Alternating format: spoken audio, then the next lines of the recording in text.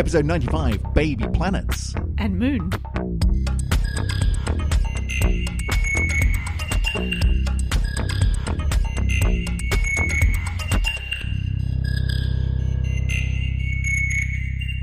And welcome back to another edition of the Syzygy podcast. My name is Chris Stewart, and I'm sitting here in the office of Dr. Emily Brunsden, who is opposite me at the table. Emily, how you doing? Hello, I'm very well, thank you. Good. Now, that question I always ask you, but it takes on ever more meaning as time goes on, because, of course, we're waiting for the big event. The big event hasn't happened yet. No, we've got a few weeks yet. Still a few weeks yet, but the clock is definitely ticking.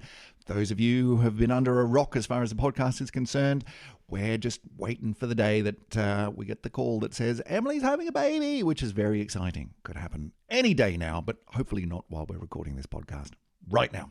But it also means that over the last month or so, we've been recording episodes of Syzygy, all based around the idea of babies, baby things, baby galaxies, baby universes, baby stars. Today, we're going to be extending that a bit to baby planets, how planets are made, how planets are born. Now, the Syzygy completionists amongst you may already remember that we talked about planet formation. What was it, back in the 20s of Syzygy? Episode 26 was how to build a solar system. Right. And then we came back and had another bite at it in the 60s. Yeah. Didn't we? Yeah, so we looked at the evidence of a planet forming around a very early type star. That's right, actually seeing it in the process of it happening. So we've already looked at this topic a couple of times, and that's not to say that we've covered everything that you could possibly know about planets and how they form, because that would be ridiculous. You couldn't do that in 2 hours of podcast.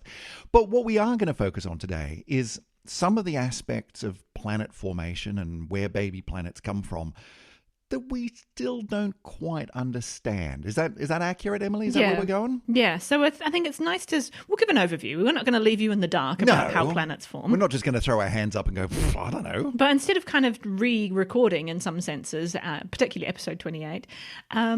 I think it would be 26 it was, sorry. I think it would actually be nice to look at, okay, this is the overall process that we understand. Mm-hmm. Here's some really nice specific examples. There's one that actually just came out literally yesterday. Yeah, I mean, talk about serendipity. It landed on our Twitter feed just this week and all over the news of brand new planet forming around star. It's happening right now. Very exciting. Very much. Involving some people that I even know back at the University of Sydney, which is even doubly exciting. So we'll talk about that. Yeah, and it's made a celebrity appearance in a recent film as well. Has it? Oh, I didn't see that bit. That's exciting. So yeah, lots to talk about there. But then I thought, well, let's just also have a quick sort of side look at, it kind of sounds a lot often, I think, on this podcast that we say that things are very fait accompli. So they, we understand galaxies. We understand more than you can possibly imagine about the universe, and here it all is, wrapped up with a nice package with a bow around it. Yes. Yeah, but there's some things we don't know yet. Well, there's quite a lot that we don't know. Quite a lot, turns out. So it's nice to highlight that sometimes. Yeah. I think maybe I do this quite a lot when I'm teaching, because when I walked out, I had my first year class that just finished a few weeks ago, and I was just finishing up and chatting to the students, and then just as I was leaving, I overheard them say, she just finishes every lecture on, and we don't understand this. I mean, that's better than giving them the sense that it is all completely done, and why are you even here? We don't need more astronomers. If you can leave people with the sense of, no, we need you. We've got questions that need to be answered. Surely that's better. Exactly. And these are the guys that are going to be going on and answering some of these questions. Yeah. So, get stuck in. Yeah, it's honest, it's good. So that's where we're going to be going today. But before we do, just a little bit of follow-up on, I think it was episode 92, where we were looking at... So we've done a couple of episodes recently on baby stars being born. But the first one of those was the first stars in the universe, really, really old stars. When after the Big Bang, after everything went boom off into this brand new thing called the universe. Oh, what's happening here? And there are all sorts of things happening. And atoms eventually formed and light was whooshing around. And eventually we got to the point where, okay, all of that's done, settle down. Let's now focus on the important task of actually making big stuff like stars, and those first stars formed. And talk about serendipity again, another piece of research in the news has just come out about the oldest star that's ever been found, right? In an image from Hubble, there's been a star actually spotted, like an individual star. Because when I was talking to Emily about this not long ago, there was the question between, well, are we talking about a star or are we talking about a galaxy which contains stars, which is really, really old? No, this is a star. This is an image of a star that they reckon was formed 900 million years after the Big Bang. Like not even a billion.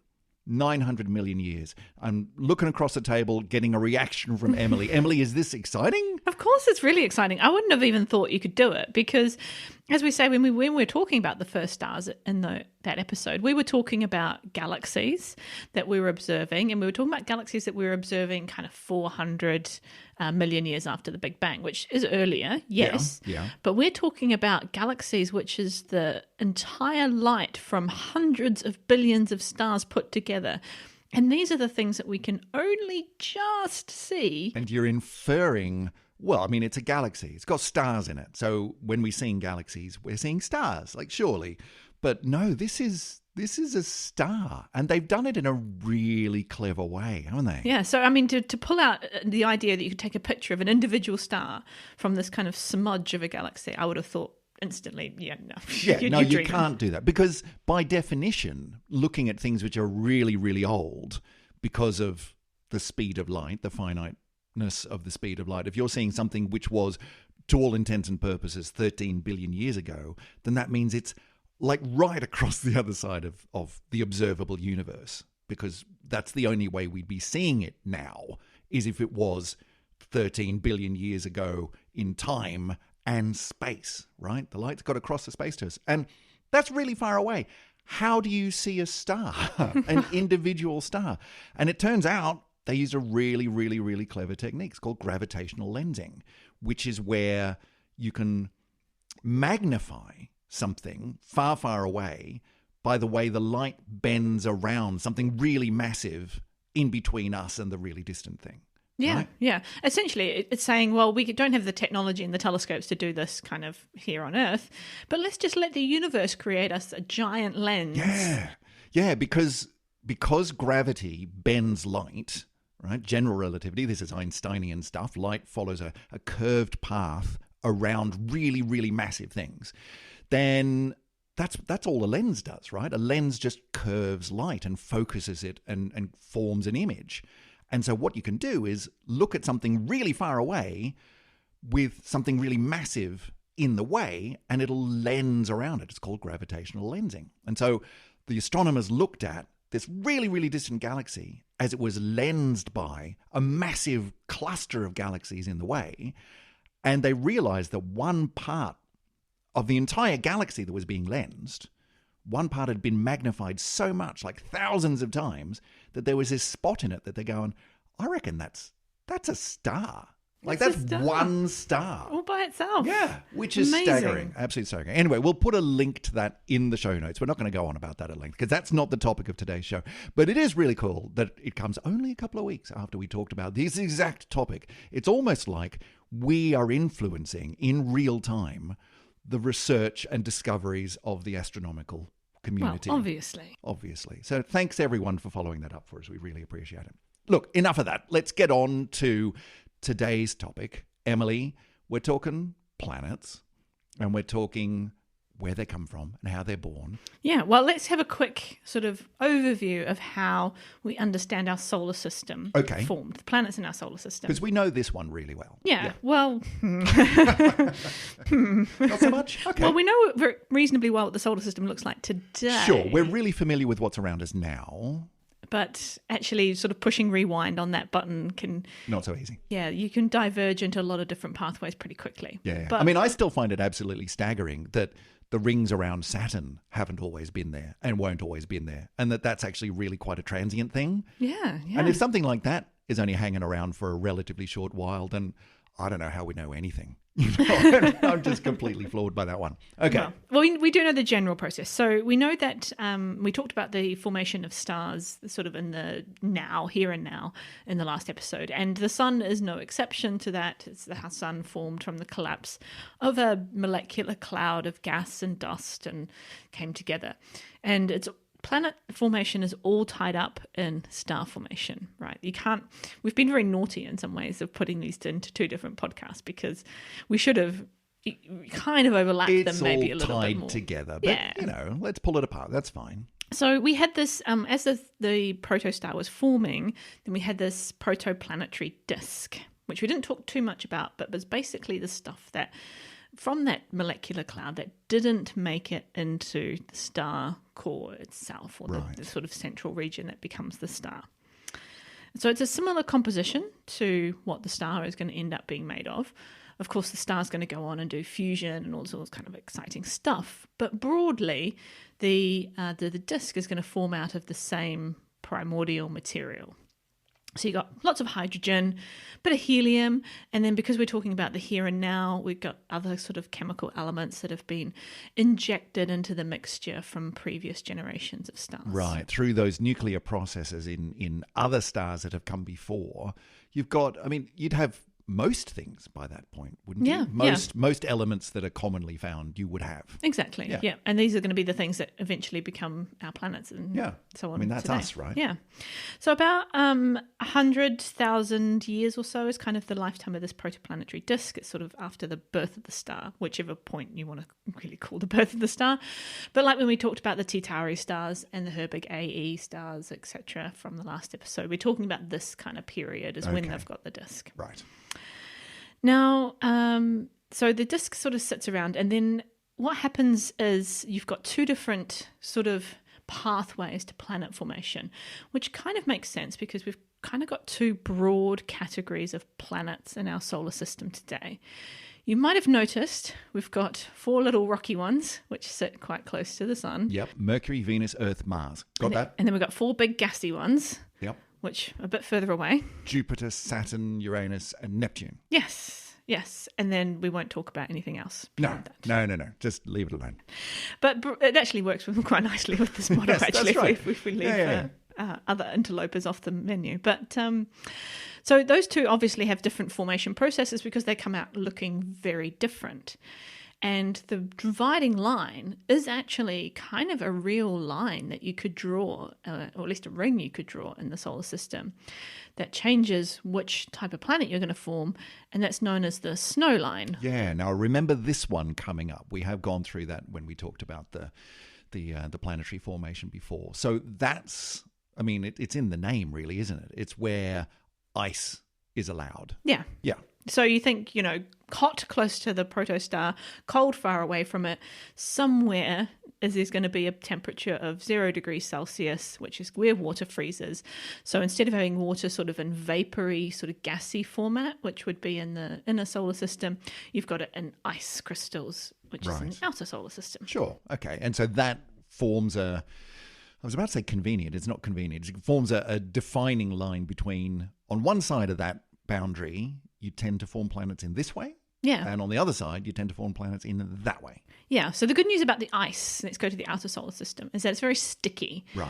So it tends to, if you stick bits of dust to a bit of ice, it tends to stick together quite well. On, like a big snowball. Yeah. So each particle interaction kind of is usually successful in sticking things together. Exactly. So you get this kind of snowballing effect. So you form the cores of your giant planets very, very quickly. Okay. So you're talking about only within a few million years to get the cores, and then, so maybe up to 100 million years to get the full planets themselves. And does that mean that because you can form them quickly and they're glomming together quite quickly, they can also get much bigger? Like, is that why they tend to be much larger planets? I'm talking in mass as well as Well, size. the cores come together very quickly, and then what's happened when you've got this nice core is that you can then suck up all the gas, the hydrogen and helium, and then get your atmosphere. Right. So the planet core forms, then you get the gassy atmosphere very, very quickly, and then you kind of sitting there with your big gas giants. And, we call the ice giants Uranus and Neptune because they're just slightly a bit colder. They've got slightly cooler gases, etc. But broadly, it's all kind of the same process. All the same sort of thing. So you've got those formed really Okay. quickly. In fact, really, you kind of strangle things off after a couple of million years. So they're fine. They've sorted themselves out. Now, in the inner solar system, things are a bit different. It's a bit hotter. And so you've actually got to start sticking things together, and the whole process takes longer because you don't have this kind of sticky ice happening. So how does that work then? Well, it still happens. It's just slow. Right. So it's the same kind of process, but it's just we're waiting. Yeah, you a lot stick longer. grains together, you get bigger grains. You stick bigger grains together, you get even bigger. Like you're accreting mass into these protoplanets. And the problem is, though, that these don't really have a chance to get big enough to hold on to an atmosphere before the protostars kind of had enough of this whole disk business, starts switching on fusion, starts getting very energetic, and kind of blasts out the remaining gas, especially out of the inner solar system. Right. So the big ones a bit further out, they're established and they're able to, partly because they're further away, but also because they're bigger, they're established. We're going to hang on to our stuff. Thanks very much. They're more resilient to this chaotic, violent, star stuff happening. Whereas the ones that are closer in, because it's taking so much longer, they're like, oh, we'd like to get a bit bigger, please. No, blast away any atmosphere that they might be trying to get, or any outer layers, and they just can't get established as bigger planets. Yeah. So you don't have this gas, the hydrogen, helium's gone. Right. It's been pushed out of the inner solar system. Right. So effectively, we're just sort of the cause. Yeah. Of the bigger planets in a sense. Yeah, and it's still, even those cores take even longer to form. So now we're talking getting up to 100 million years of formation. So, but they just sort of slowly sit there and accrete and get slowly bigger and bigger, and then there's a bit of ejection and a bit of jostling and so on around. But broadly, that's what happens. But then you might say, well, hang on a minute. Turns out that Venus, Earth particularly, have these lovely atmospheres. Yeah. But they came along later. So Right. they actually came from the planets themselves, volcanic tectonic activity, outgassing, They sort of etc. burped them up and hung onto them. Yeah. Right. So, rather than capturing them from the disk itself. exactly. Right. Yeah. So this is why we don't have a hydrogen-helium atmosphere like the gas giants do. We've got nitrogen and oxygen and carbon dioxide and things like that. So that's broadly where we get to with the outer planets, I guess. All coming down to, I think, the oldest rocks now that we've found on Earth are something like 200 million years old. 200 Well, million. after this formation of the star. Right. Okay, which is not, that's not a huge amount. No. So, but yeah, the So that timescales happened pretty quickly. There is about a factor of 100 difference still, nonetheless, between the timescales of formation of the inner and outer solar system. Right. Okay. But that's how we get to where we are today. Okay. So that's all tied up. We understand all of that, so we can go home now. Yeah, I mean, sort of. We'll come back to some of the bits that are kind of the huge kind of crevices that we just, glided straight over when I gave those explanations. All right, fair enough. Anyway. Now, the interesting thing is, and you can apply, of course, planetary formation from what we understand about the solar system to exoplanets. We've now got this huge resource of more than 5,000 exoplanets that we can study to say, hey, look, those ones look like the terrestrial planets, those ones look like Jupiter's, etc., etc., etc. Yeah, So, I mean, we've got, you have to assume that our solar system is probably somewhere towards the average. Like, there's nothing special about us. And so if you apply that assumption, then other planetary systems should look kind of similar. But it didn't really look that way at the beginning of exoplanets, did it? Because the first exoplanets that we tended to find tended to be the really big, weird ones, didn't they? yes, yeah. So hot Jupiters, so things that were really massive, like Jupiter, but really close to their host stars. So they shouldn't have formed there because they weren't inside their snow lines, etc. Yeah. But that's sort of selection bias. They're Absolutely. easy to see, and so we saw them. Exactly. Yeah. They're very rare, actually, Right. but they're easier to detect. So they were the first kind of ones we detected. Is it like 51 Pegasi and things like that were some of the very first ones. Yeah. But by now, with the thousands that we've seen, like, is it true to say that our solar system is pretty average from what we can see? Well, we can at least apply what we see to many systems. I mean, of course, those hot Jupiters are different. We don't have one of them in our solar system. So, I mean, we can explain that through some kind of either capture process, so that planets come along later into that system, being captured by the star, or it's migrated inwards from an outer position through some mechanism. Which Something's happened, they've jostled around, and it's where it shouldn't be. But I guess what I'm asking is, we do see a lot more planets which are, and a lot more systems which are a lot more like what we see around us here in our own solar system. Yeah. And there's several examples. I mean, we've got systems like the TRAPPIST-1 system, which is kind of 6 or 7 of these little rocky terrestrial-like planets, so they probably formed in a similar way. Yeah. We've got some gas giants, which are kind of a bit closer than what we'd normally kind of think of in solar systems, but they're closer to smaller stars. So they still can fit within all these kinds of theories. One of the interesting things that we don't have in our solar system that we have been able to observe quite a lot is these very, very massive gas giants. Like, we're not just talking about sort of Jupiter, Saturn size things. We're talking about 5 to 10 times the mass of Jupiter. Wow, like size big things. Jupiters. Really Super big Jupiters. things, but really far away from their host stars. So if you think about the sort of scale of our solar system, we use a yardstick, if you like, which is an astronomical unit. Right, which is very sort of Earth-centric. It's the distance from the sun to the Earth on average, right? Yeah. Okay, so it's our distance. Yep. That's our unit. Yeah, so you go from there to, I think Jupiter's kind of like 5 astronomical units, getting out to Neptune, Uranus, we're sort of talking about 20 to 30 astronomical units. Okay, so that's our scale. The solar system is in the order of 20 to 30-ish astronomical units in radius. Yeah. Okay.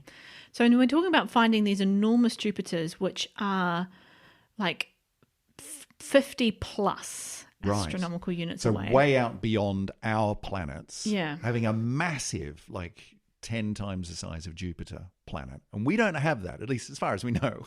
I think we'd find out We'd pretty know that? quickly. Yeah. Okay. Yeah. I think we'd know. And even up to 100 astronomical units, like really far away from their host stars. And we've been able to see these exoplanets. They're actually the ones that we tend to get direct imaging of. Right, okay. Because direct imaging, you have to, if you want to take an actual picture of a planet going around a star, you've got to get rid of the star, basically. Yeah, you put up a mask, don't you? Yeah. On your telescope or whatever you're looking with, and it's literally blocking out the light of that star. So you've lost all of that brightness, and you can kind of see what's around it. Yeah, it's called a coronagraph because it used to be used for the sun. You used to put it in front of the sun and block the sun out, right? But yeah, so you stick a mask there so you can actually see the brightness of these other planets. And there's actually quite a few systems that we've found that we can see. There's some really famous ones actually that have some really lovely orbits. And so it comes down to, okay, now there's this kind of third group, if you like, of exoplanets. So how did they get there? Yeah. How I mean, these form? aren't a little bit like the really big sort of Jupiter-sized ones, which are really close to the star. You could say, well, we can explain that one away. But what I hear you saying is, no, we've found a few of these really big Jupiters a long way out. So that's something different. How are they forming? Not, can we explain the position of that one? But this is a whole new group. Yeah, exactly. A whole new class. And so that is what the new paper that came out yesterday, brand new, hot off the presses, is kind of all about, the and formation of these. Just giving a little shout out to University of Sydney astronomers who are involved in this paper, Barnaby Norris and Peter Tuthill. Hi guys, nice to see you on the paper. That was a bit of a surprise. Anyway, what's in the paper? What have they found? Well, I'm going to remind you of something actually, which is quite exciting here. So we've remembered that we talked about did some imaging in 2018-19, which ended up in a paper, I think it was in 2020, or around about then, somewhere. Last couple of years. Whenever we did episode 68. Sure. Which was looking at the birth of a planet. We're seeing, basically, this is the very earliest stages, we think, maybe, of stuff in that protoplanetary disk coming together to form a new planet. Right. I remember swirly images, and in amongst that was that bit there, that blobby bit. See that? Planet. It's going to be a planet. Look at it. It's happening now, which is cool. This is exactly the same system, which is Wow. really, What are the odds? I know. I was looking at it, thought, we've done this before. What's going on I here? thought those images looked familiar. I thought it was just, it looks kind of like that. No, it turns out same system. So this is AB Aurora, which is the star. And this new piece of research, it's actually a different planet. So the original one that we talked about, just to give you a quick recap, was we were looking at the protoplanetary disk, and it had all these sort of spirally sort of structures in it, had these twists. Yeah, I mean, gorgeous images. It was really pretty. Yeah. Have a look at your podcast player right now, kids.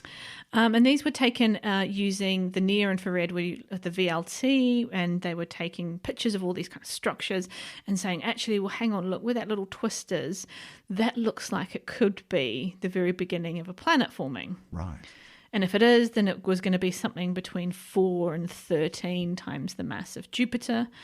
And it was about 30 astronomical units from its host star. Okay, so that's kind of outer boundaries of where our big planets are in our solar system. It's pretty much Neptune. Great. Yeah. Okay.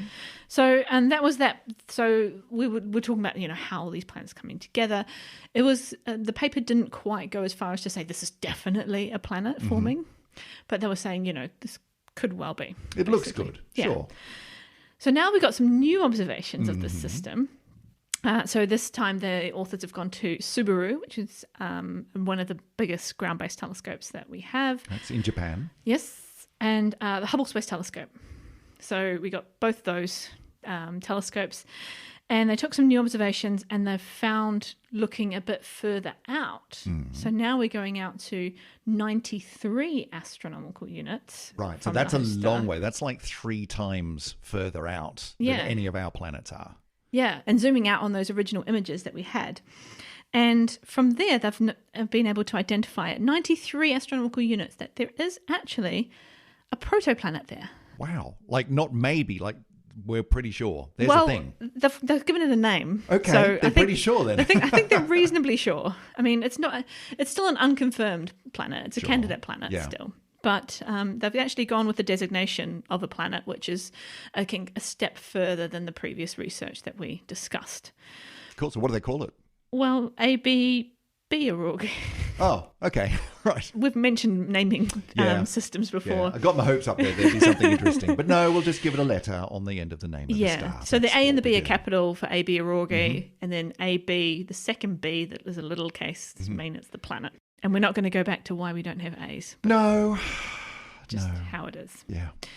So that was quite cool. And then they actually even saw some structures even further out. So this is between 430 and 580 astronomical units away. That's nuts. Like that's halfway to the next star, isn't it? I mean, well, no. Not quite. Not quite. No, okay, that's going a bit far. But that's way beyond anything that we know in our own local environment. Like that's great. You can imagine going from like 30 astronomical units to 90. All right, well, that's like order of magnitude. Fine. We need to explain some stuff, but this is a couple of orders of magnitude more. This is 100 times further out than any of our planets. And there's some candidate things that might be forming planets way out there as well. How, Emily? How? That doesn't make any sense. Because there's stuff out there. Right.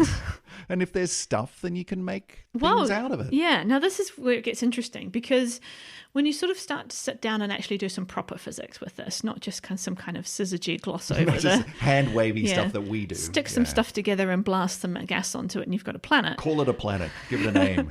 If you actually do some proper physics and modelling here. Actually put some maths on it. Yeah. It turns out you can't really form these kind of things, at least in situ, in the traditional ways that we've talked about. Okay. Planets. So those two methods that you talked about before, for the little rocky ones like us and the bigger ones like Jupiter and Saturn and so on, that's not going to work. Not going to work. Right. So, one of the main reasons is there's just not enough stuff. Right. So when you said a minute ago, but there's stuff, Chris. Like, trust me, I can make a planet. There's stuff. So, well, turns out, Emily, not enough stuff. Well, there is some stuff, but you've also got to get that stuff together. Yeah. And the further out you go, this is the more literally spread out getting it your is. gas and dust together. Right. Yes. Get your gas and dust together. Yep. Okay. Yeah. And so the idea is actually that perhaps these are formed by a slightly different mechanism, which is called a disk instability. All right. Take me through this one then. So you've got gravitational forces, which are kind of, when you look at these pictures, that doesn't look like a sort of a disk like rings of Saturn or anything like that. They actually look like you've got things that you might recognize more from galaxy structures. I was about to say sort of the spiral army type. Spiral arms, yeah. So these are what we call density waves that travel through disks. So the spiral arms of our galaxy are not actually like fixed arms that rotate with the galaxy. They're density waves of material. So stars will kind of move in and out of the spiral arms very, very slowly.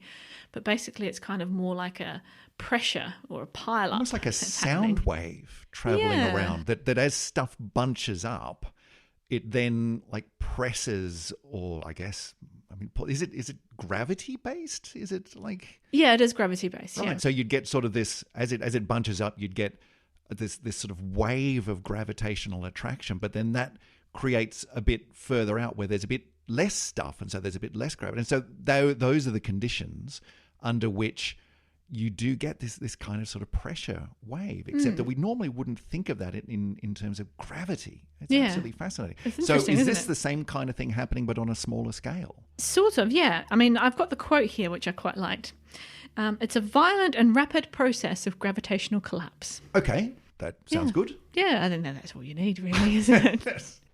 Violent and rapid. Yes. But So how? I mean, basically, that's sort of descriptive, but it's not really telling us. Your density waves coming together, and then it pushes all the material together, and so then you've got basically collapse under that condition because you've put too much stuff together. The self-gravity between all the gas and dust, etc., is going to actually coalesce into a planet, which is almost like a top-down model of formation instead of a bottom-up. I guess so. Yeah. That it's being sort of pushed together, squeezed together by like it is still sort of a pressure wave coming around, but that it causes. Well, we're just getting too much stuff here. Go collapse down. Wow, that's wild. Interesting, isn't it? Yeah. So this is the first example of a forming planet at these kind of distances. I don't know if they're ever going to get a name. There's different little class of planets. But it's the first protoplanet at these large, what they call large astronomical units, large distances from the star. So a lot more to be kind of disentangled here, I think. Have we spotted not forming planets, but formed planets, planets that we're very confident that's definitely a planet at these kinds of distances? Yes. We know that those exist. Yes, I'll have to dig out the names, but there's a really nice system which has got, I think, 2 or 3 of them, and you can actually, there's some long time sort of lapse images of them orbiting around their host star. So we've got them fully formed, if you like, and we've seen them in the exoplanet data. Okay, and so this allows us to then start thinking about, well, where did those come from? Yeah. Exactly. Cool. Yeah. I love the idea that we'd looked at this exact system and then someone had the idea, it's like, just zoom out a bit. Just hang on. Have you got the whole picture? Just have a look. Just zoom out there. Right out here. Look at that. That's cool.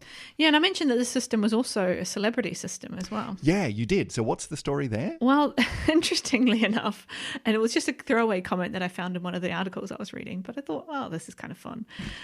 This star system actually makes an appearance in a recent satirical film that I imagine quite a lot of science geeks out there are quite into. Don't Look Up? It is in Don't Look Up. I did finally watch that not long ago, and I didn't know whether to laugh or cry, so I did both. Yes. You have to. Yeah. It's the only emotional response that's acceptable. Yeah. But yeah, apparently in Don't Look Up, there's a snapshot of this AB Aurora system. It's not zoomed out enough that you can see these new planets that we're talking about, but you can actually see the old inner structures. Fabulous. Yeah, nice. Which is weird. Nice little sort of current research shout out there in the satirical film. That's kind of fun. So one of the authors from this paper, we should mention that the authors... that'll probably help. So it was Curry et al. As the authors. Quite a long list of et als, actually. Yeah, and well, it's a big Nature paper, right? Yeah. I think when they were still preparing the... as part of the peer review system, then the film came out. So there's a little Twitter link that we can put in that shows you the system being shown on. I hadn't actually looked into what the context was because it doesn't seem like it should be. It was probably just we need some pictures in the background that look astronomical. You got any good ones? Yeah, we've got this one. Great, fantastic. Put it up. Yeah, that's the kind of thing. Because I don't really think in terms of sort of meteors and comets and things that it would be particularly useful to start looking at these stars. But anyway. But I love the idea of the astronomers watching the film and they're going, that's That's mine. That's my research right there on the screen. Yeah, so it's really strange. Leonardo DiCaprio. I do a lot of that with films that are filmed in New Zealand that I didn't know were filmed in New Zealand. Yeah. But I'll be sitting there going, this is feeling eerily familiar. What's going on here? Well, most of the people just walking by in the background would be people you know. Exactly. Isn't that how it works? Yeah, I got a few orc cousins, I didn't want to mention anything, okay? I didn't want to presume. There was also that, this might be an aside for another time. There was also the time when we were watching a Weird Al music video. Oh, yeah. And they flashed up the Schrodinger equation. And my friend and I noticed that they had an error in the Schrodinger equation. Weird Al, get your act together. Yeah, What? I mean, that sounds like the sort of thing that he would take pride in getting right as well. Yeah. Shocking. There were Absolutely H's shocking. instead of H bars. You just can't be doing it. Anyway. So this example is not the first protoplanet that we've discovered. Mm-hmm. Although I was interested actually just sort of sifting through some of this early disk, early planet stuff. It's all happened in the last few years. Like it's all 2017, 18, 19, 20, 21. And I was like, I've just been a bit blind, oblivious to... You've been paying attention to other things. Yeah. I mean, look, for the last couple of years, that's understandable. Who hasn't been? But so what's the reason for that? I mean, is it because we've just got better technology now? We've worked out how to do stuff in the last, let's call it 5 years? Yeah, I think so. I think we've got the telescopes and various instruments that we need online. So we've got things like the VLT, we've got ALMA, we've got some really brilliant spectrographs. So I think partially it's the technology, but I think partially there's just been an explosion in this area of research, which is quite interesting because I was going back and thinking, I wonder what the first protoplanet outside of our solar system. First time that we saw one actually in the process of formation. Yeah, these images. Because I always find these images fascinating because, take me 10 years ago, I would have said, you want to image an exoplanet, you're nuts. What are you... Good luck. Yeah, Good what luck are you trying to do? And then turns out, no, there's one. Oh, good, right. Yeah, all the things that you never knew that you'd see in the very near future. That is such a lovely thing about getting older. Is that only within like the span of a decade you can go from that just seems impossible to no, that's actually pretty routine now. Like we do that regularly now. Oh, right.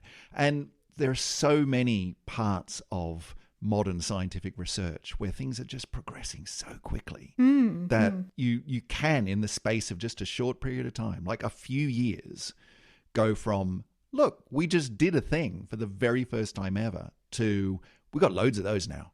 Oh yeah, tons of them. I mean, the whole exoplanet thing is a great example. Sure, we found the first exoplanets decades ago, but the explosion in the last decade has just been extraordinary. It's madness. Thousands. And it makes me feel really guilty because I sort of think I'm very close-minded if I thought, well, you can never do that. You can't do that. Yeah, but I mean, that every generation has that. When we're in retirement, Emily, we will look back on nuclear fusion will never happen. We'll never have energy from nuclear fusion as our kids are going around on fusion-powered skateboards with our grandkids. Yeah. I mean... And just, that's how it's going to work. I got to say, I'm less confident in the nuclear fusion physicists than I am in the astronomers. The astronomers can do anything. I don't think you're the only one, but look, we'll see. Anyway, that's a big aside.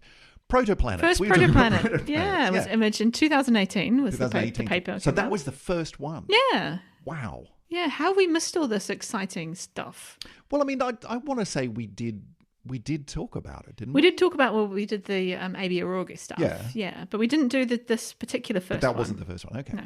So 2018, it's about the mass of Jupiter. Mm-hmm. It's about the orbital distance of Uranus, so about this 20 kind of astronomical units. And it's a warm planet, so it's new, because when you're forming, you have a lot of friction, you get a lot of heat build up. So planets form relatively warm, right? So it's about 1,000 degrees. And that's not untypical, and that's how we actually see them because they're glowing, right? Right. So you're not seeing them necessarily from the light reflecting off them. Like was this seen in the same way with the what did you call it, the coronagraphs, which block out the light of the star, but then you're looking for the planety bit going around that. But you're not seeing that from light reflected off it necessarily, but from its own emission glow of its own heat. Same with all these disks, right? We're looking in the infrared because we're looking at these quite low temperatures, really, Right, but right. plug them out. So this one is called PS70b. Catchy. Yeah. It's actually in a system where it's got a friend, at least one other friend, which is PS70c. That's nice. It makes me happy. Yeah, so in these nice little planets. In fact, PS70c is famous for being the first planet that we've seen a circumplanetary disk. Oh, now hang on. What does that mean? Circumplanetary, as in disk around the planet itself? Yes. As in might form moon or rings? Yeah, or... moon forming probably. So proto-moon. Proto-moon. Protoplanet with proto-moon. Exactly. We've never had a proto-moon before. That's exciting, isn't it? That's cool. Yeah, so the proto-moon was discovered in 2019 and some new images actually came out last year of that. I mean, let's be honest, it looks to me like just a bit of a smudge. But I'm confident. Yes, but Emily, if you were to just dismiss all of the things in the night sky that just look like a bit of a smudge, you'd be wiping out half of astronomy, wouldn't you? Come on. Well, it's just because I deal in the very finicky, high precision, high resolution as part of my research. It must be quite tricky being a researcher saying, here's a fuzzy blob, figure out if this is a planet and a moon. Yeah, it's fuzzy, it's a smudge, but we know exactly what kind of smudge we think it is. So, I mean, are they confident it's a proto-moon? Well, it's definitely a disk. Yeah, okay. So whether or not it's formed moons or anything, it's beyond what we can say at the moment. It's at least got enough mass to form maybe 3 moons the size of Earth's moon. Cool. Which is actually rather large, so and really not indicative of the kind of moons that would form around these big gas giants. Right. Is that because the bigger the planet, the more they would tend to rip apart a big moon? Like, why don't you get big moons? Well, let's get into moons. Okay. Let's do moons. If we're doing planets, let's do moons. Yeah. So, well, there's actually 2 different ways you can form, well, at least two different ways you can form moons.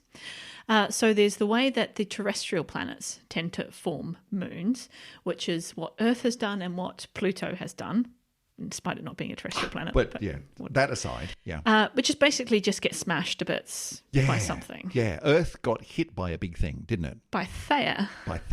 Yes. And that was rough. And a whole bunch of stuff got launched up into space and formed the moon. Yeah. So you had a collisional thing. So that's probably happens, well, it happened at least twice in our solar system because it happened to Pluto as well. So Charon is probably formed in a similar way. Right, okay. Hey, what happened to Theia? It didn't. Did it just sort of ricochet off, or did it not last and it's now part of us, or? No, well, we don't know. Right, okay. Exactly. In theory, it should have ricocheted off and then we wouldn't see it ever again. But because there's not really a lot of evidence for the moon being different composition to the Earth, it's a bit confusing. Right. Exactly. So we know it happened and we've given that a name. Yeah. Thanks, Theia. But other details are still unsure. But what that does is create big moons. Right. Like, well, I mean, the moon itself is not huge, but in comparison to the size of the Earth, it's massive, right? Okay. It's really big. And that's not what we tend to see elsewhere in the solar system. Well, no. I mean, we were the ones with a significant moon in a solar system anyway. Mm-hmm. Mercury doesn't have one. Venus doesn't have one. Mars has... Phobos and Deimos, 2 little potatoes that it's found in its kind of orbit. And they're much smaller, aren't they? Yeah, they're just little bits of asteroid that kind of... Right, he's just picked them up. They're barely moons, right. Let's be honest. You're being a bit dismissive there. I think if I was Mars, I was like, hang on, just wait a But they're not here. moons as we know it. They're just little bits that are hanging on. Fair enough. Okay. All right. And then if you go to the outer solar system, of course, then Saturn, Jupiter have masses of moons. But if you actually look at the size, even the biggest moons of Jupiter are kind of on the same scale as our own moon. Right. Which is crazy, right? In comparison to the size of the planet, you mean? Yeah. So those moons came from a different source. The outer solar system moons came from probably some kind of circumplanetary disk around Jupiter, Saturn, that then coalesced kind of in a next fractal pattern scheme down way as you had the formations of planets in the disk of the star. Mm-hmm. Then you have the disk, moons. and that forms the moons. And that's, I mean, you can even see Saturn sort of doing similar-ish stuff today. It's got rings, but some of those are sort of, the rings are being pushed together and being shoved into different orbits as well. Yeah. I mean, the rings kind of came from the opposite effect, really. Didn't Well, they? yeah, it was a lump that then just got torn apart because it got a bit too close. Is that right? Yeah. But then you can imagine the material coming together again and forming different moons. But anyway, so that's more of the kind of forming in situ around the planet. And then you have the captured moons, which there are loads in the solar system as well, but we just... So there's sort of three ways. You can bash some stuff off a planet, you can have a disk which coalesces into a moon, or you can just capture something wandering past. Go, no, you're mine now. Yeah. But definitely all the big moons, like the Galilean moons of Jupiter, formed from this disk. And so we're now seeing that same process happening for an exoplanet. Awesome. Which is quite cool. That's so cool. Yeah. I love that. So whether or not the moons are actually, well, they're probably still in formation in some sense, but at least we can say we've seen evidence that they could form into nice moons over there. So let's be clear otherwise, though. All right. Okay. Because let's not get too excited here. I mean, it's all very sweet talking about baby planets and baby moons, which we haven't done. Yeah. But we've gone back and forth, I think, even in this podcast, and me certainly in my teaching over the last 4 or 5 years, of saying we've found exomoons, we haven't found exomoons, we've found exomoons. Oh no, we haven't found them. Making these great proclamations. Oof. Yeah. There must have been at least a dozen of them over the last decade or so of these candidates. Mm-hmm. Some of them more likely than others, but some of them we really got excited about. And then some of them, very quickly turned out to be, have you looked at, how you analyze the data in this way? Right. So it's not, what you're saying is it's not as clear cut as, hey, look at this image. That's a thing. It's much fuzzier than that. Yeah. It could be. Well, there's been some evidence that perhaps there's some moons, and I think there's probably a handful of them, maybe 3 or 4, that we're just waiting on some better data, I would suspect for. But they're all candidates. Nothing's confirmed. We do not have any confirmed exomoons. Right. Yet. And that's because they're hard to find. Planets took long enough. Well, yeah. I mean, we still look at the inner solar system of our part of the universe, we're still basically at the detection limit of what we could find out there in our own galaxy. Like, could you see the Earth going around our sun? We're still like, well... Because it's small and close. Yeah. Pretty much sort of maybe on that limit with our best instruments, our best telescopes now. And that's seeing us. Yeah. Let alone a moon. Exactly. Yeah, fair enough. We'll cut you some slack. Yeah. It's not easy. So... Well, well done to everyone who thinks they might have. I think that's a good step. Yeah. So where does it kind of stand at the moment? Like you said that there's been sort of oscillating backwards and forwards. We've seen one. We're not sure that we've seen one. That's definitely a moon. That may not be a moon. Are there a few candidates at the moment which are sitting there in the camp of, we're pretty sure that's a moon? I don't want to go that far. I think there's some evidence that there might be, but like I say, we just need to do some more digging, some more data follow up. James Webb is probably going to help us at some point with this, because it's going to solve everything in astronomy anyway. No pressure, JWST, but if you could just solve all of these things for us, that'd be great. Yeah, so really what we need to be able to detect an exomoon, I think there's lots of ways you could do it, but there's 3 ways that we've actually, I think, got a chance of doing it soon. The first way is with transits. So this is the way that we've been so successful in finding planets, is that we wait for them to pass in between us and their host star. The star gets a little bit dimmer, and then you can say you've got your planet. So how do you do that with a moon? Is that a transit in front of the planet, or is it a transit in front of the star where you see it does a little blip with a little blip attached to it? Yeah, it's the latter. Blips. Yeah, so you need to get a bit extra blip. Wow. Yeah. Which is really, it's hard enough. Well, exactly. We're already working at the less than 1% kind of level of dimming. Gee whiz. It's hard, but, But that's why we pay them the big bucks, right? That's why you astronomers are rolling in it. Well, yeah. Right? It does actually mean, though, that, with the next generation of planet hunting telescopes, and I'm not actually really talking about James Webb here, I'm really talking about the next generation of more ground-based ones. But ones who, that's their job. Or other space missions. So Plato is one of them. Okay. We got the ELT, so the 24-meter telescope going on. Extremely large telescope? Yeah. Exceptionally European extremely large large? telescope. Really big. Yeah. Really, really big. So that's going to be coming online in the next decade or so. So, we've got possibly stuff that we can use for those. So, yeah, maybe. We'll see. Watch this space. Yeah. The next one's microlensing, which we've actually already talked about. Yeah, that was, remember we were talking about back at the beginning of this episode, the oldest star, which we saw from it being gravitationally lensed by huge galaxies in the way. Yeah. Yeah. The microlensing doesn't worry about too much about the size of the planet. Like we can get to much, much smaller planets using microlensing techniques. We just wait for stars to pass in front of or in between us and a star planet system. And there's been numerous ones that we've detected, some which are very, very small, but some are very much Earth mass. So it's the same principle, because it's microlensing, micro in the sense of it's not something really huge getting in the way like a cluster of galaxies. It's like a star. It's we're looking at the lensing effect of a single star passing between us and another star and its planets. Yeah. In order to lens that and magnify the image a bit. Yeah, so you get a magnification from the star itself, and then if you've got a little planet, then you often get this little blip as well from the planet itself. So you can imagine sort of scaling that down. You could get a star, then a planet, then maybe a moon. Problem is, you just got to be really lucky. I was about to say, how do you do that? Like, it's not like you can go, and there. Or you're not waiting for this to happen. Presumably, you're looking at stars and going, oh, that just lensed something. Yeah, so incredibly rare event. We do what we always do in astronomy. With really, really rare events. You take lots of data. We just look at a lot of things. Right.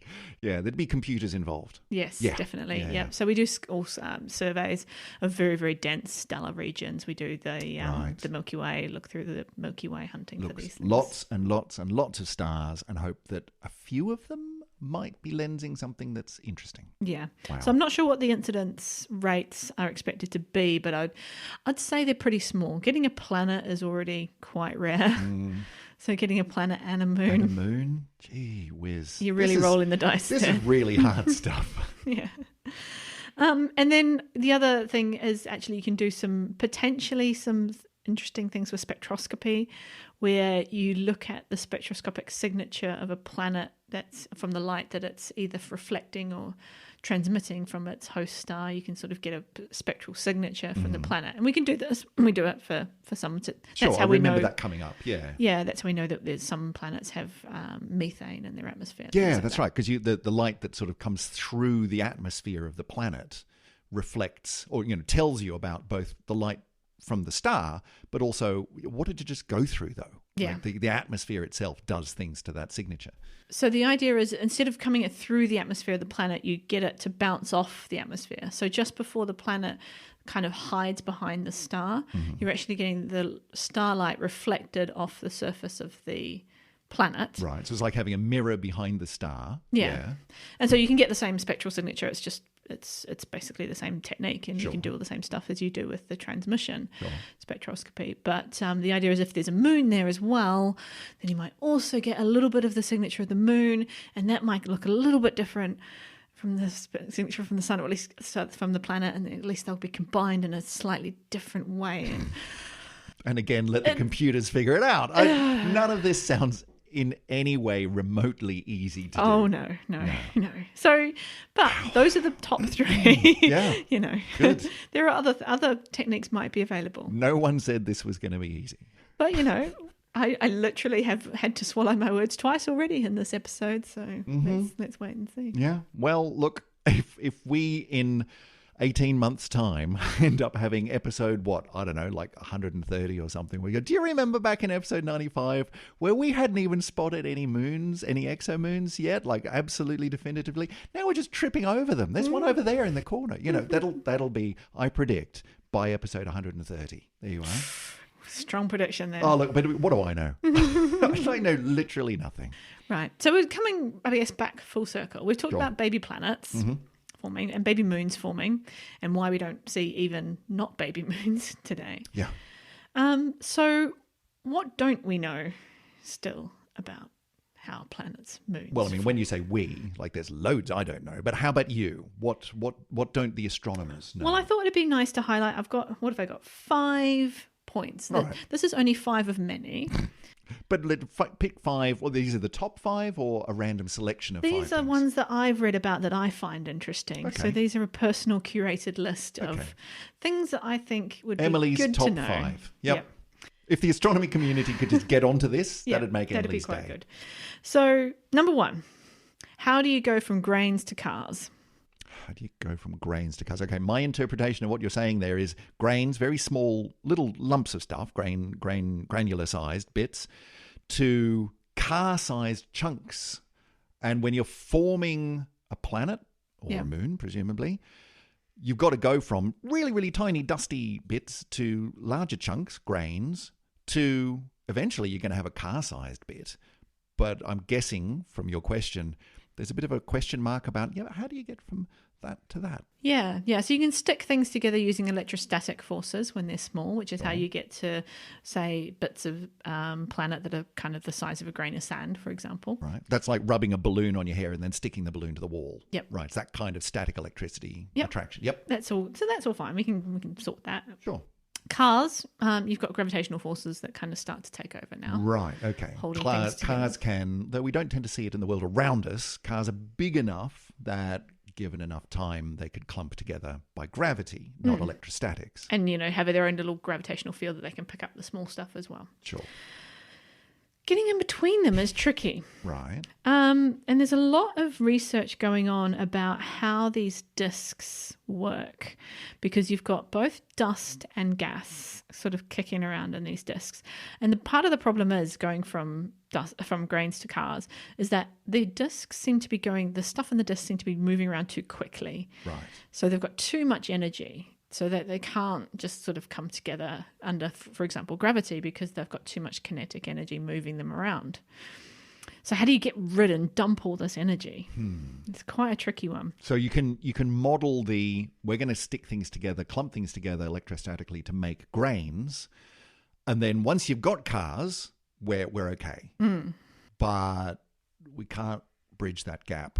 Yeah, well, we think modelling-wise yet. You've got to introduce some extra bits of physics, which, let's be honest, particularly very basic physicists like myself don't like to do. You have to introduce forces like drag forces. So dust and gas have drag and friction happening between them, so maybe that's part of it. That gets messy real quick. Even worse, there's probably some electromagnetic... like the magnetic field of the star is probably interfering with the disk. Magnetism's the worst. I know, it's really hard. So there's a few ideas out there, and there's papers that do come out that are quite interesting about how they're called streaming instability, which is kind of about this friction and how it slows things down in a disk, or resonant instabilities, conga lines of little particles being There's great mental images here. But yeah, how do you get from grains to cars? Conga line. Yeah. That's obvious. Yeah. Nice. So there's stuff going on, but actually the models still aren't converging into kind of a single way Right. to The actually jury's put still things out on this one. Yeah. Okay. So- Well, if we could answer that one, please, that'd be great. That'd be good. Thanks. And then kind of related to this Number terms two. of, this is number 2, is that actually you need to also move things in a disk.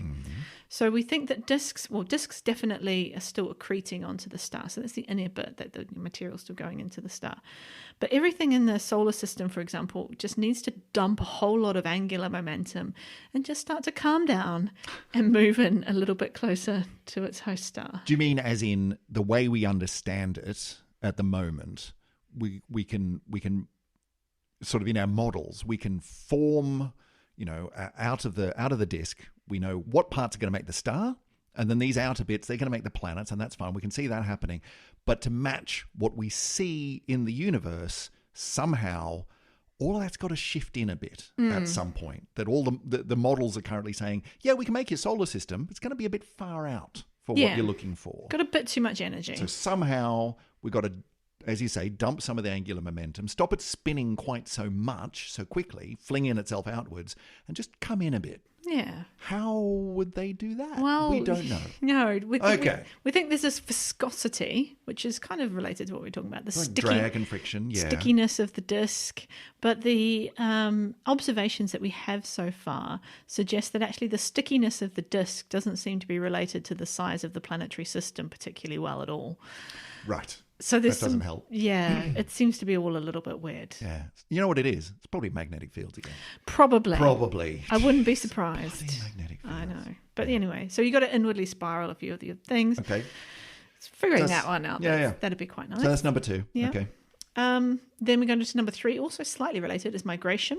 Mm-hmm. We know that planets don't necessarily stay where they formed for their whole lives. We've talked about the hot Jupiters that have probably a bit too migrated. close to the star. They wouldn't have formed there. So what are you doing there, Jupiter? You don't belong in that place. Off you go. Yeah. So that's obviously gone under serious migration. Yeah. And it's not easy to push a Jupiter around. No, it's got to dump a huge amount of angular momentum to do that. Yeah. So how does that happen? Do we know? No. Well, there's some ideas. There are ideas. But even in our own solar system, migration is really important. We think that Jupiter and Saturn sort of played a big role, scattering things around, moving in, moving back out again, pushing a lot of the icy things back into the inner solar system, perhaps. Destroying whatever was trying to form after Mars. Generally just throwing their weight around. That's not the asteroid belt. So there's actually different models, which I think we talked about in that How to Build a Solar System. So go back and have a listen to that if you want to hear about things like the NEAS model. But the exact mechanism for how that happens, what makes a Jupiter suddenly go, you know what, I'm going down there, I'm going to have a little warm holiday down close to the star. How does that happen? We don't know. We just know that it does. Something with resonances. Okay, resonances and probably magnetic fields. Okay. Something. Yep. So that's number 3. Number 4 is an exoplanet one. Mm-hmm. So we know that the most common type of exoplanet in the galaxy is one that we don't have. Now, look, that could just be coincidence. It could be chance, but super Earths are quite common. So these are super Earths. Isn't there sort of there's a gap, sort of super Earth, mini Neptune? Well, that's another. Yeah, that's or another. Is that a different one? No, that's a different sort of question. We we maybe sort of know why that happens. Right. But super Earths we were talking about, things that are a few times the size of Earth. So somewhere in between Earth and Neptune in size. Right. Because Earth's the biggest of the rocky planets that we've got in our solar system, right? Yeah. And then there's a really big jump, isn't there, to the next planet? The Neptune. Which is how many Earths? Oh, many. Lots of them. Lots. And so, you might just think it's just picking planets at random. You'd get something in the middle there. We don't have that. But is what you're saying, well, but we see them. They are out absolutely. There. Yeah, they're all over the place. They're very common. Right. So, first of all, how did they form? Like, how did you get enough stuff together to become a super Earth in the first place? If indeed you were just kind of a bigger version of Earth, which may be the smaller super Earths. You can imagine they're just Earth but got a bit bigger. Sure. But then also, we've got this other class, which are the mini Neptunes. And so maybe these are actually things like hot Jupiters or hot Neptunes that drifted into the inner solar system, had their atmospheres blown away by their host stars. And so you're just left with this kind of core, which now looks like a terrestrial planet. Right. So you've got your big core, but it doesn't have your huge gassy atmosphere around it anymore. It might have some or none, but it doesn't look like the sort of planets that we've got. And is that just random chance that we don't have one? What a name for these types of planets. They're quite cool. They're called Chthonian planets. Why are they called Chthonian planets? I don't know. Sure. I was calling them Cthulian planets for a while, and then I realised that I actually had it wrong. Anyway, so what's the deal even with, is that? What is the deal? What's the deal with those? And how is that linked to migration? And what on earth is going on? I mean, planets. Could you just get your act together? Yeah. Okay. So that's my fourth question. So that's 4. Yeah. And was there 5? Yeah, 5 is a big one, and we've mentioned it before. But where did all our water come from? You mean our water specifically on Earth? Yeah. Because I know this is kind of getting a little bit further on the timeline track from formation of a planet, but water's really important here on Earth. We like it. And it's not obvious where it's come from because we don't have it from the primordial, or maybe we have it from the primordial Earth that's just sort of formed and then it's been outgassed. Maybe it came in from the outer solar system later on. Maybe it came from the asteroid. Like in the form of like asteroids and comets and things? Yeah, things that impacted Earth. Maybe there's just lots of Because isn't there quite a lot of ice in... Am I getting that wrong? There's loads of ice. Yeah, there's loads out in the Kuiper Belt and so on. But if that is the source, then how did it get in? And then from our more recent, we just assumed that was the story for a long time, right? Okay, so when you had all this nonsense about Jupiter and Saturn jostling about, maybe they just flung a whole lot of stuff. Here you go. Just chuck a bucket of water at us. Basically. But more recent evidence is suggesting actually that water that's out in the outer solar system is very different to the water that we have here on Earth. So maybe it's not that at all. How is it different? As in it's got other stuff with it? It's different isotope ratios. Right. So it's different water. That doesn't help. No. So maybe actually it came more from the Earth itself, that we just sort of bottled it up on the inside and let it out slowly over time. It's all very confusing, but it feels like but it'd be nice to know, given how important it is. Yeah, and it feels like a very modern question because, as I say, I was just scattered ice from the outer solar system, fine water. Yep. Draw a line under that, done. But that seems to be very much up in the air now. Okay.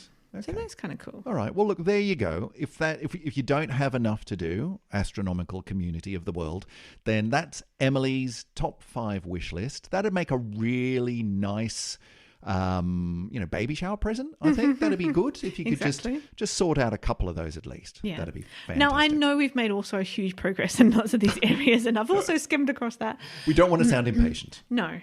And I don't want to belittle anybody's PhD theses, particularly who have gone into some of these questions. People out there listening, just throwing things at I was about to say their radio. We're not on the radio. Throwing their headphones across the room.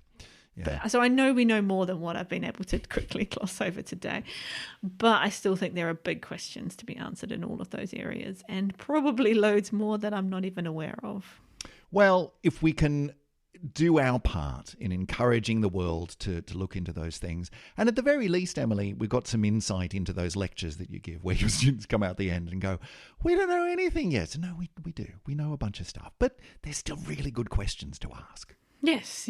And so I think like a lot of, I guess they've returned to the kind of the baby theme, the gestational theme. We know bits about how babies, we probably actually know quite a lot more about how babies grow. And I hope so. Actually, how I hope for your how sake. The planet Earth is growing. I really hope when you go in for your doctor's appointments, they're not going, wow, what on earth is going on here? But it's good to sometimes take that step back and say, actually, this is not all everything known. There's a lot of interesting questions that we can answer that. And I'm sorry if you are a pediatrician or I don't know what a pediatrician is before the baby's born, but whatever that job title is, that person that researches babies before they're born, and you've got probably a long list of questions that's just like that as well. But I think it's just nice to know that there are these exciting things out there to go and find out.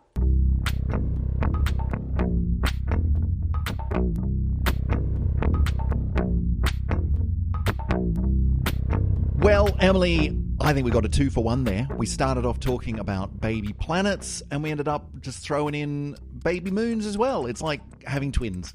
Which, that would, if you didn't know that was going to happen, that would be very exciting, I'm sure. Do you know you're not having twins? No. Nice to think you'd know that by this point. But we got to have twins on this episode with some baby moons thrown in there as well, which was very, very cool. Emily, if people wanted to get in touch and yell at us about all of the things which we've been talking about on this episode that we said we didn't know, and they've been doing their PhD on it, and in fact they have some really, really good research that's just about to come out answering some of these questions, how would they get in touch with us? Well, I reckon you could get your Nature paper link all the way into a Twitter feed. I reckon you could. Yep. And send it in a tweet to us so that, I'm good at nature papers. I quite like nature papers. I'm not good at writing them. Emily doesn't get out of bed for anything less than a nature I'm quite good at reading them because they're just that slightly more dumbed down version for me, which is quite helpful. Not dumbed down, made generally accessible. Yes. That's good. Yeah. So, whack it in a tweet and fire it to... @SyzygyPod, SYZYGYPOD. That's right. And if it happens to have a really good image or a bit of video to accompany it, then they could put it somewhere else. They could put it on the Instagrams. Yes. I thought Instagram was just for putting pictures of, your pristine laundry cupboard or something up. Or your lunch or your breakfast or something. But no, if you've got a really cool image of swirly, planetary, protoplanetary, moony type things, then throw that our way on the Instas as well. We're @SyzygyPod there. 2, we're also on the Facebook. Just go and put into the search thing at the top, Syzygy Podcast. We're the only one of those out there, so you'll find us. Yep. We have a website, syzygy.fm, with all of our past episodes, contact page where you can say hi, link to all of the people who have ever helped us out over the years. Speaking of such things, if you wanted to help out the show, there's a couple of ways you can do that. You can tell everyone you know, tell the people in your life who might get a kick out of some astronomical podcastage that we exist, and it'll help us to rise up through the noise of the podcasting universe. If you wanted to throw a couple of quid or dollars our way to help the electrons flow through the website and help us to do the things we do, then head over to patreon.com/syzygypod, where you can become a patron of the podcast. And like I said, help us to keep the website going and help us to do live events when live events become a thing, and do the thing that we do. Thanks to all of our fabulous patrons who help us to keep the show going. But otherwise, that kind of brings us to the end of the episode. And Emily, does that bring us to the end of baby-themed shows? I think that's main series of baby themes. The main series. The main sequence of babydom. Yeah. So I think, you can't really go much smaller than moons and call it an astronomical podcast. Not really, no. I'm not sure what else we do. No. So I think that kind of wraps us up here for now. But we've got some kind of fun ideas of just off-the-hand cuff kind of just weird topics. Yeah, we're going to keep going is the point. We're not stopping here. We're going to keep going, and at some point, Emily's going to bow out for a little bit and just take care of some home business. But we're definitely not calling this quits just because we've run out of baby things in the universe. So we'll be back again in, let's call it, a week or so. Until then, Emily, take care. Hope everything's going well. And I'll catch up with you, let's say, in a week. See you later. Bye, everybody.